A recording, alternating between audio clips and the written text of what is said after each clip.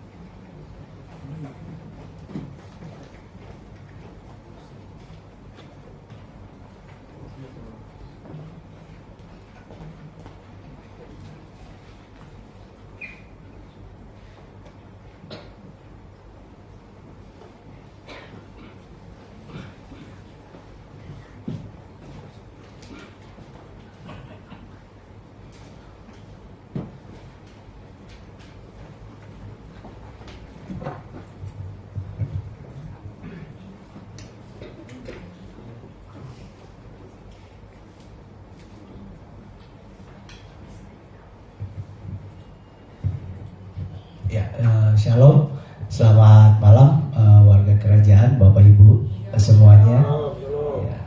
Pertama-tama berterima kasih ya untuk kebaikan Tuhan yang boleh kita alami sama-sama untuk kita dapat berkumpul beribadah di malam hari ini. Sebentar.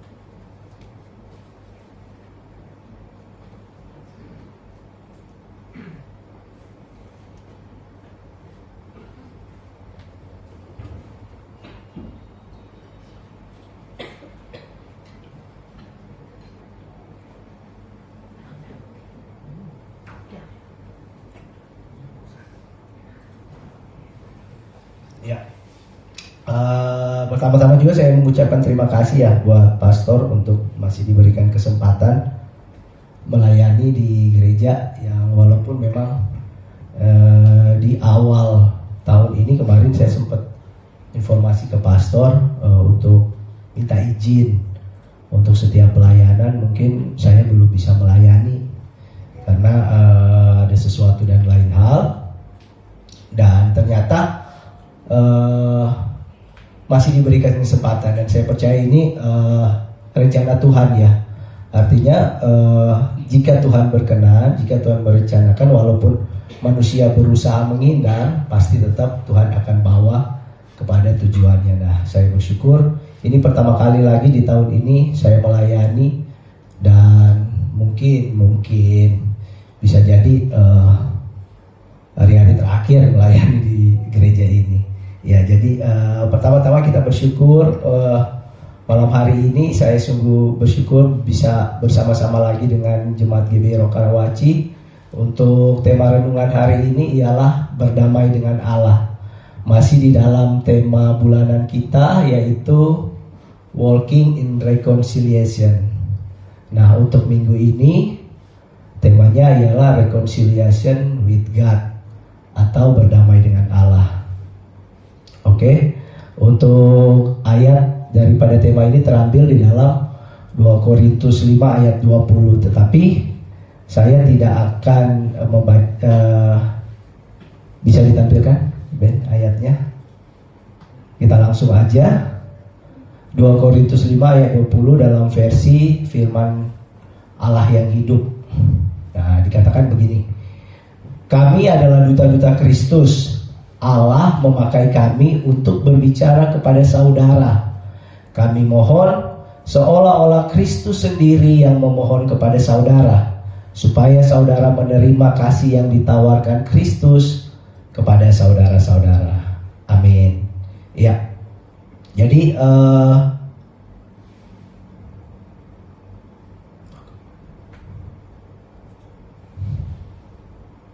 maaf saudara.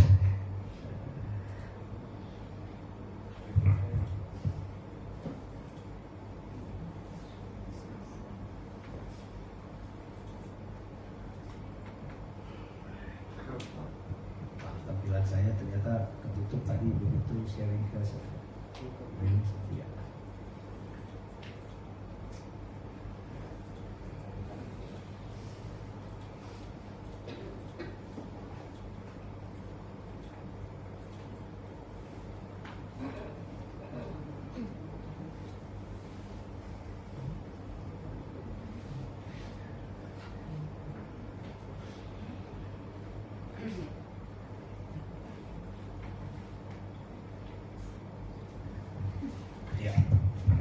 Jadi reconciliation with God ini berdamai dengan Allah. Nah, dalam pembacaan di dalam 2 Korintus ayat 5:20, nah kalau kita melihat di dalam ayat ini terambil di dalam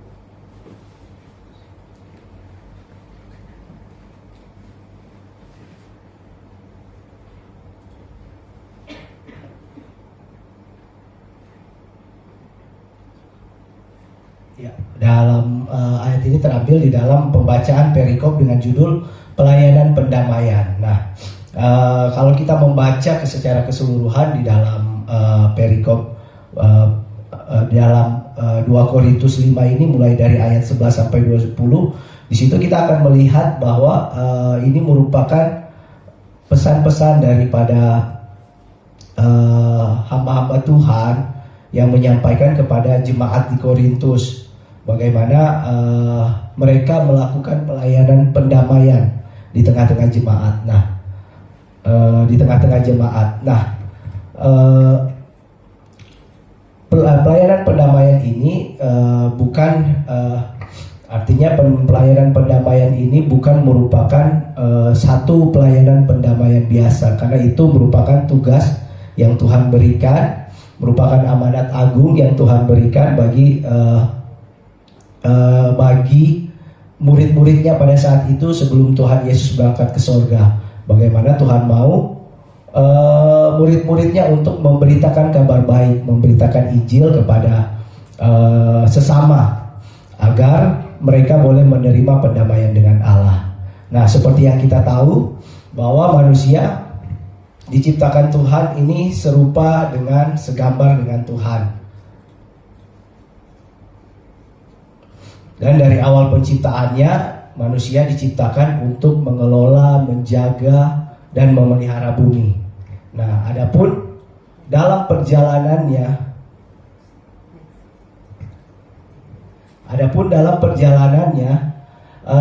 manusia gagal untuk memenuhi tugas dan tanggung jawab yang telah Tuhan berikan pada awalnya penciptaan manusia. Manusia jatuh di dalam dosa, dan kejatuhan manusia di dalam dosa ini merusak rencana awal Tuhan bagi manusia. Nah, adapun dalam hubungan yang rusak ini, Tuhan berinisiatif untuk melakukan pemulihan, yaitu pemulihan hubungan antara Tuhan dengan ciptaannya.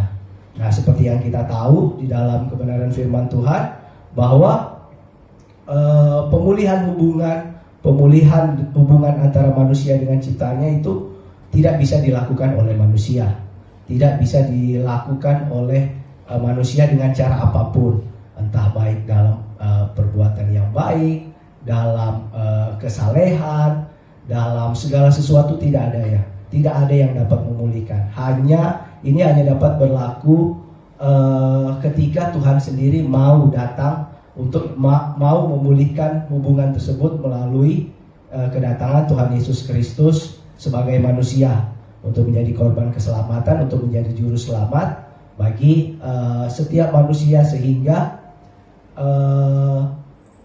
dosa manusia ditanggung Tuhan Yesus Kristus, dan sebagai bentuk juga simbol pemulihan daripada sebagai cara bagaimana Tuhan memulihkan kembali hubungan antara manusia dengan Tuhan Allah sendiri.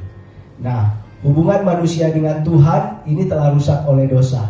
Namun melalui Yesus Kristus Tuhan terjadi pemulihan. Pemulihan itu menjadi mungkin karena Tuhan Yesus sendiri ialah Allah sendiri yang datang, yang turun ke dalam dunia dalam wujud rupa sebagai manusia untuk memulihkan kembali hubungan antara manusia dengan Sang Bapa, antara Tuhan Sang Pencipta dengan manusia ciptaannya.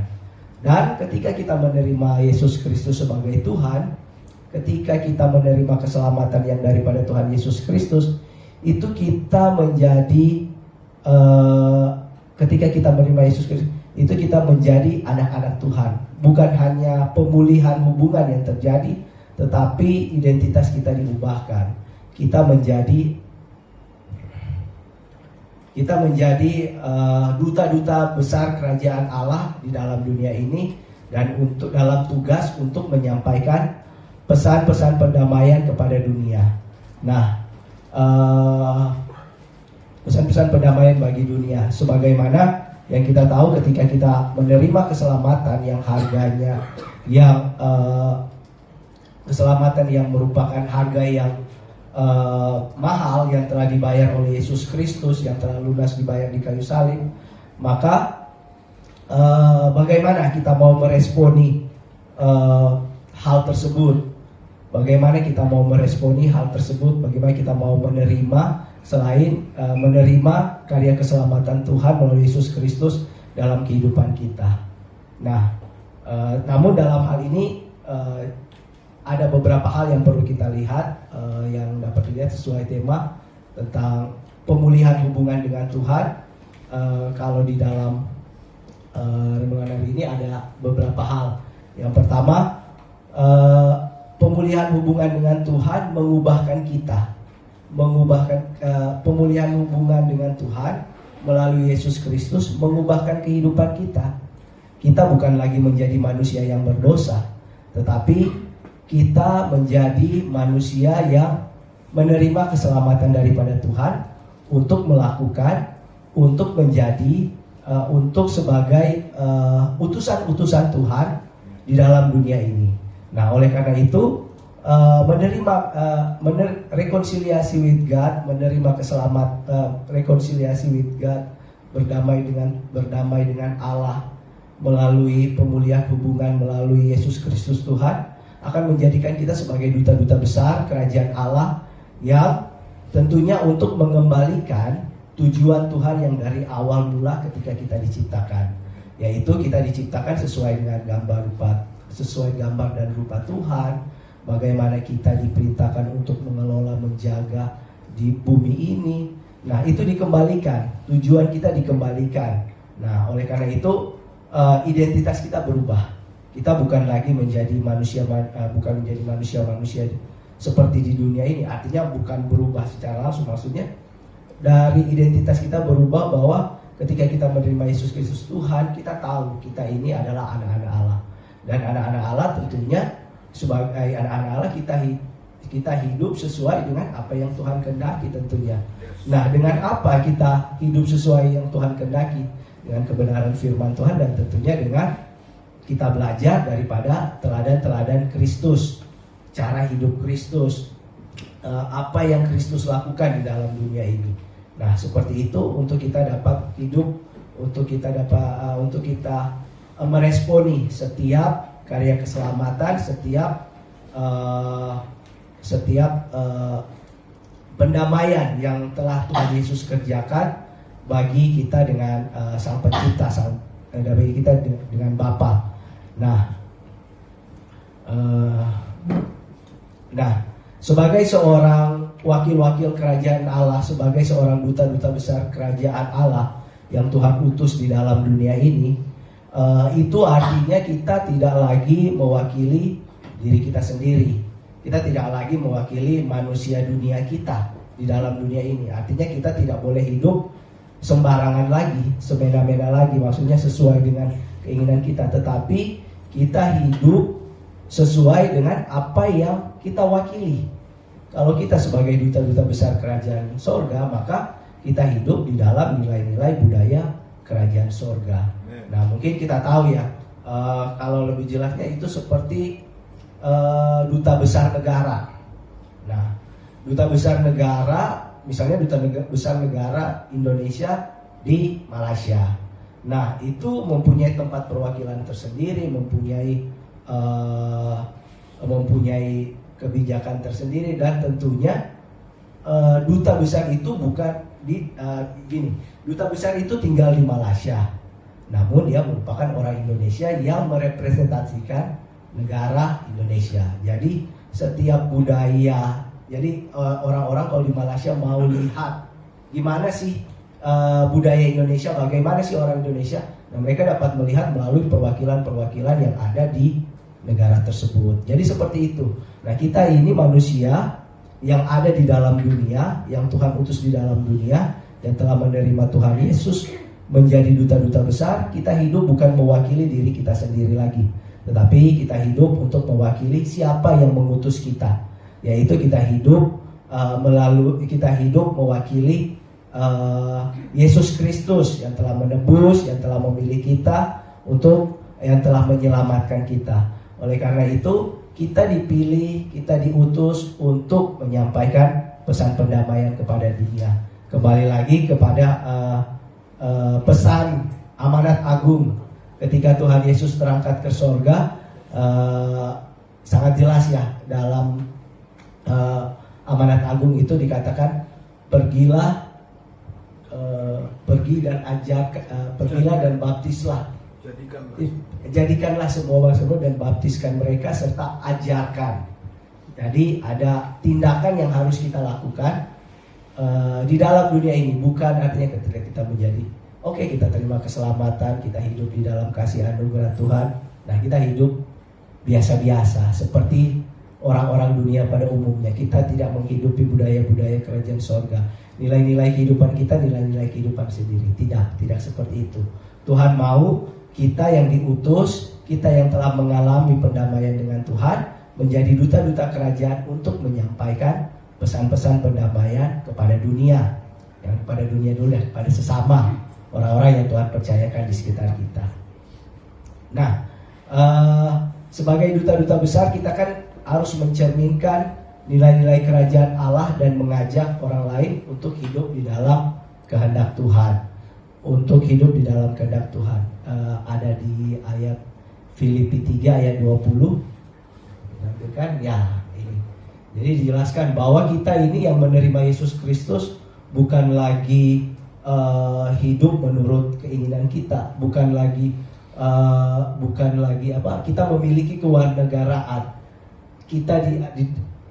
Karena kewarganegaraan kita adalah di dalam sorga, dan dari situ juga kita menantikan Tuhan Yesus Kristus sebagai juru selamat. Nah, jadi kewarganegaraan kita diubah, bukan berarti secara rohani ya kita adalah utusan-utusan kerajaan sorga yang ada di dalam dunia ini untuk menyampaikan pesan-pesan pendamaian kepada dunia.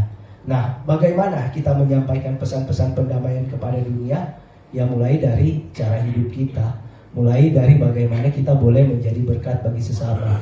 Kalau kita dikatakan utusan-utusan sorga yang menyampaikan pesan damai, tapi kalau dalam kehidupan kita masih membawa pertikaian, masih membawa perselisihan, itu berarti kita belum menjadi utusan-utusan kerajaan sorga yang membawa pesan pendamaian. Nah, itu dimulai dari diri kita. Ketika kita tahu identitas diri kita siapa, posisi kita siapa, posisi kita apa di dalam dunia ini, tentu kita pasti akan lebih berhati-hati dan lebih sungguh-sungguh lagi mengerjakan apa yang Tuhan percayakan dalam kehidupan kita. Nah, terus hal yang kedua yang perlu kita, nah itu hal yang pertama, kita menjadi duta-duta besar warga kerajaan Allah. Nah, hal yang kedua yang kita bisa pelajari di dalam rekonsiliasi with God, di dalam pemulihan hubungan dengan Tuhan, ialah kita diberikan tugas. Ini udah saya singgung tadi, kita diberikan tugas untuk membawa pesan damai. Nah, tapi lebih jelasnya kita membawa tugas menjadi pembawa pesan kerajaan Allah. Nah, sebagai seorang duta besar, kita membawa pesan kerajaan Allah. Apa sih pesan kerajaan Allah yang harus kita sampaikan? Nah, pesan kerajaan Allah itu adalah pesan kerajaan Allah itu sebagaimana di dalam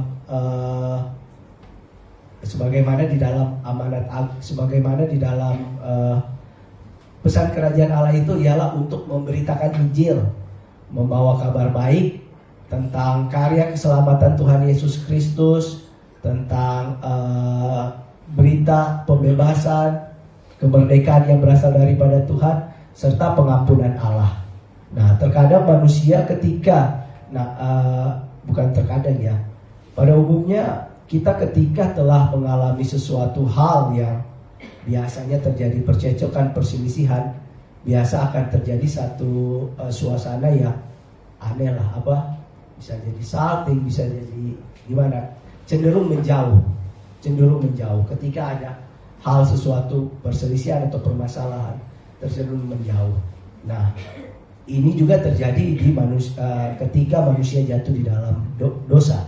Waktu pertama manusia jatuh di dalam dosa, seperti yang kita tahu, kita belajar bersama-sama dalam kebenaran firman Tuhan. Ketika Adam dan Hawa jatuh pertama dalam dosa, mereka itu bersembunyi dari Tuhan. Ketika Tuhan mau menghampiri mereka, mereka bersembunyi karena mereka tahu kondisi saat itu mereka tidak kudus. Dalam hal mereka mengetahui bahwa mereka tidak lagi mengenakan jubah kebenaran. Nah, hal inilah yang seringkali yang terjadi di dalam kehidupan, di mana Tuhan mau kita, anak-anaknya, duta-duta kerajaan sorga yang telah menerima keselamatan daripada Tuhan Yesus Kristus, untuk menyampaikan pesan-pesan ini. Nah, ketika Tuhan Yesus datang, Tuhan Yesus telah melakukan apa yang menjadi tugas dan pelayanan dalam dunia ini. Bukan berarti tugas itu berhenti sampai daripada karya keselamatan Kristus. Tugas itu menjadi bagian kita, bagian anak-anak Tuhan, bagian kita semua yang menerima Yesus Kristus sebagai juru selamat. Nah, ketika kita mengetahui identitas kita, ketika kita mengetahui tugas dan tanggung jawab kita di dalam dunia, maka saya pikir kehidupan kita pasti tidak akan sembarangan lagi. Ketika kita tahu ya tujuan kita. Orang biasanya kalau mau berjalan tanpa tujuan ya pasti muter nggak tahu. Nah, tapi beda dengan orang yang tahu tujuannya, tahu arahnya kemana.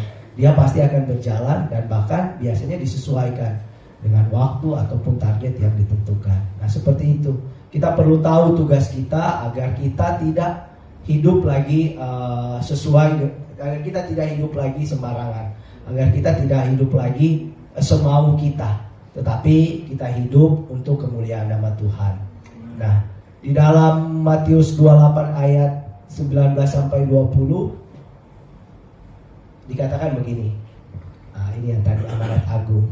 Karena itu, pergilah, jadikanlah semua bangsa muridku, dan baptislah mereka dalam nama Bapa dan Anak dan Roh Kudus, dan ajarkanlah mereka melakukan segala sesuatu yang telah kuperintahkan kepadamu, dan ketahuilah aku menyertai kamu senantiasa sampai kepada akhir zaman.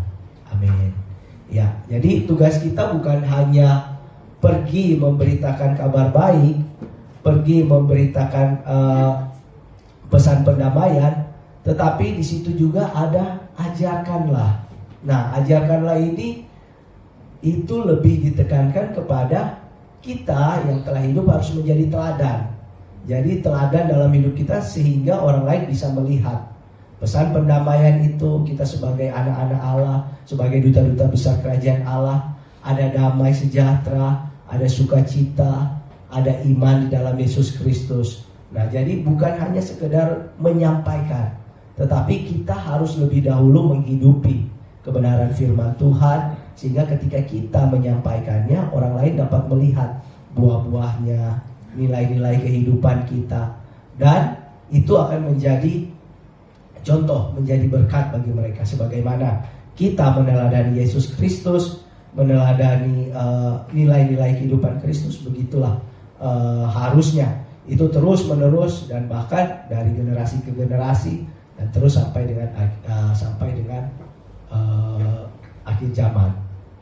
Nah, jadi hal yang kedua di dalam pemulihan hubungan dengan Tuhan, kita tahu tugas kita ialah untuk menjadi pembawa pesan kerajaan Allah.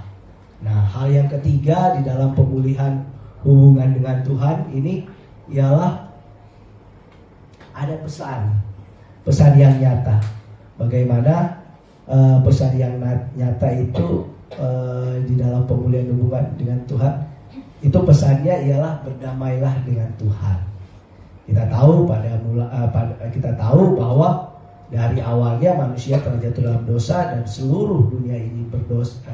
Seluruh jatuh dalam dosa, dan tidak ada hal yang bisa menyelamatkan manusia, bahkan daripada usaha seluruh manusia, kecuali Tuhan Allah sendiri dalam inisiatif Tuhan untuk datang turun dalam berupa sebagai manusia melalui Yesus Kristus, kita diselamatkan.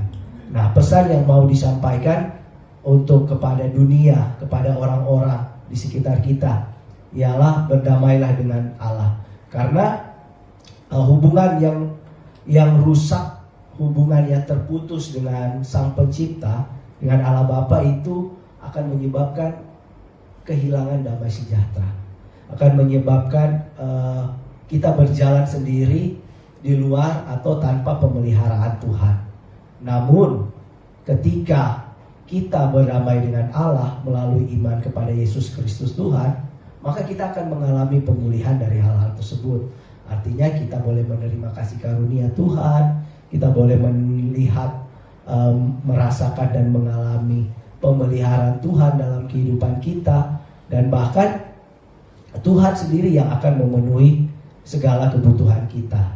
Nah, segala kebutuhan kita, dan memberikan kita damai sejahtera.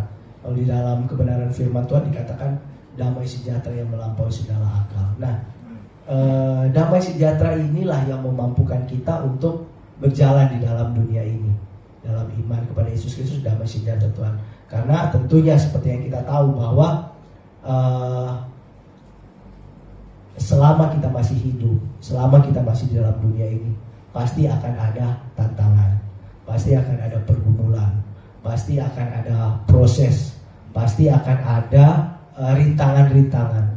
Namun ketika kita memiliki damai sejahtera yang daripada Tuhan, kita tetap dapat melihat hal-hal yang benar, kita tetap dapat melihat, merasakan kebaikan Tuhan di dalam kehidupan kita, yang walaupun mungkin manusia melihat itu sesuatu yang tidak baik, sesuatu yang enggak tepat, tetapi percayalah kalau memang dari Tuhan, itu tepat pada waktunya. Nah, puji Tuhan, saya mau bersaksi, hal ini yang saya alami, bahwa rencana Tuhan tepat pada waktunya dan baik dan tepat. Nah, itu yang saya alami, yang saya mau saksikan, bahwa ketika saya datang ke sini, ke Tangerang ya, dari Bali, nah itu kan terpisah dari keluarga 2021. Nah, waktu itu kita sepakat sama istri, saya sepakat sama istri bahwa oke, kita doa sama-sama yuk. Apa sih yang Tuhan mau, apa rencana kehendak Tuhan?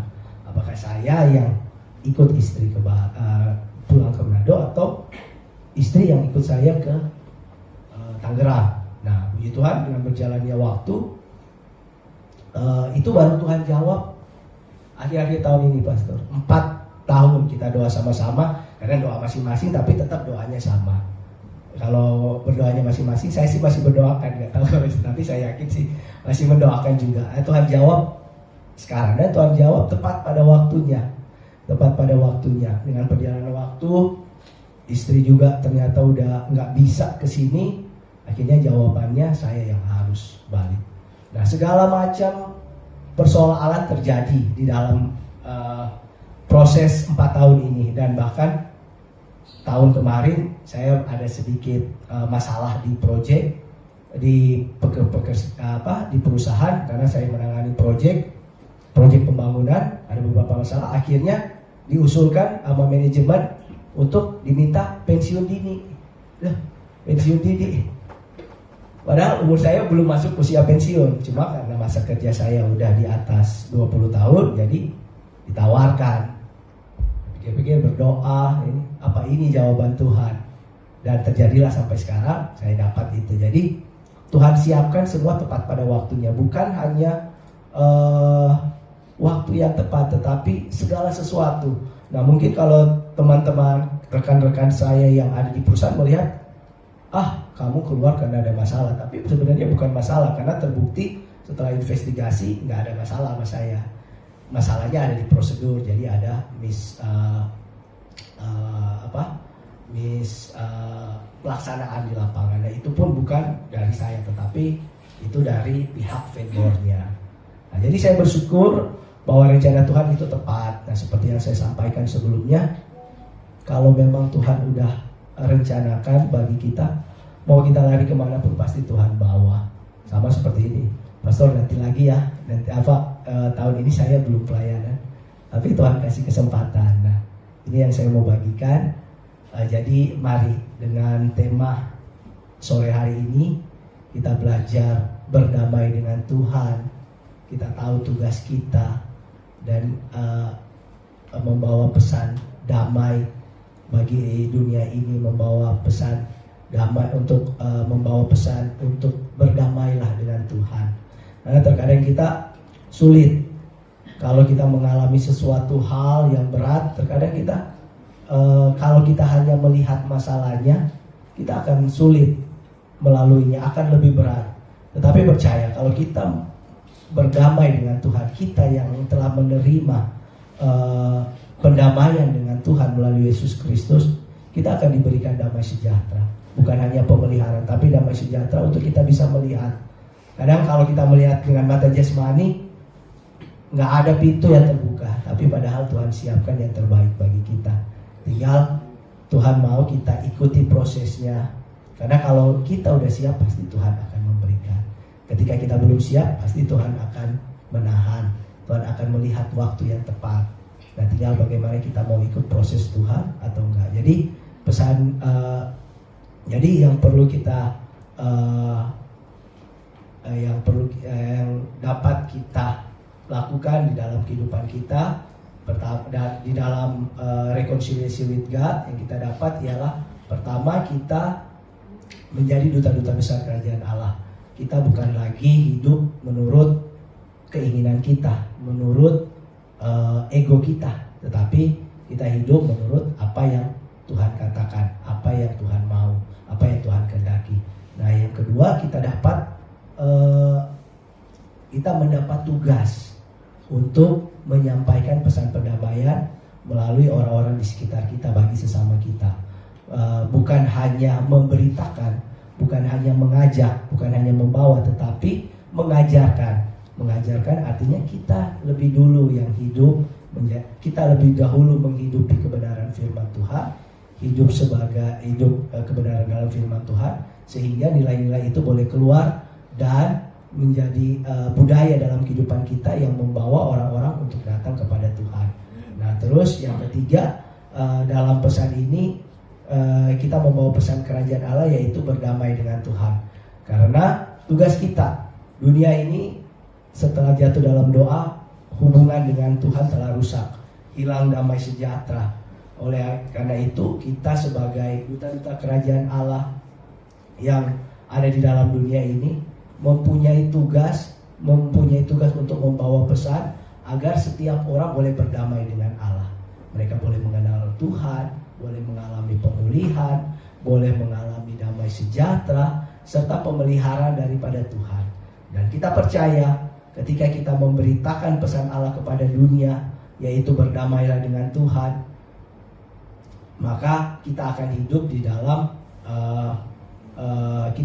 dalam rekonsiliasi dengan Tuhan.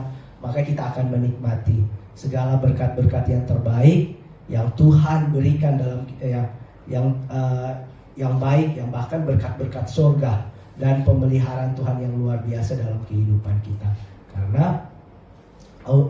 Karena itulah tugas yang sejak semula.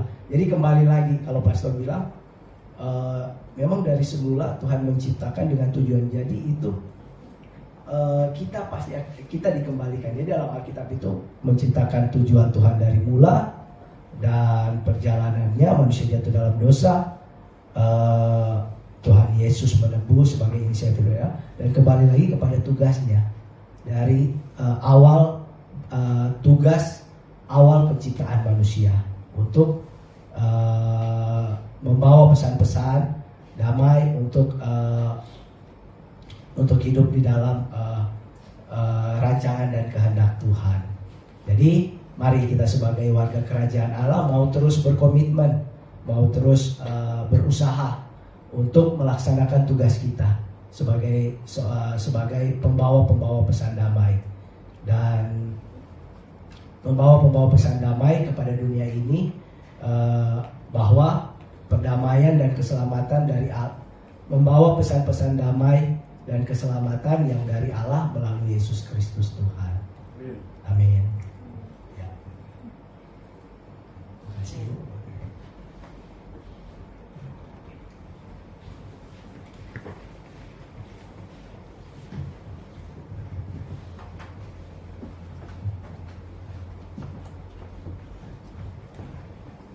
Mari kita bangkit berdiri, saudara.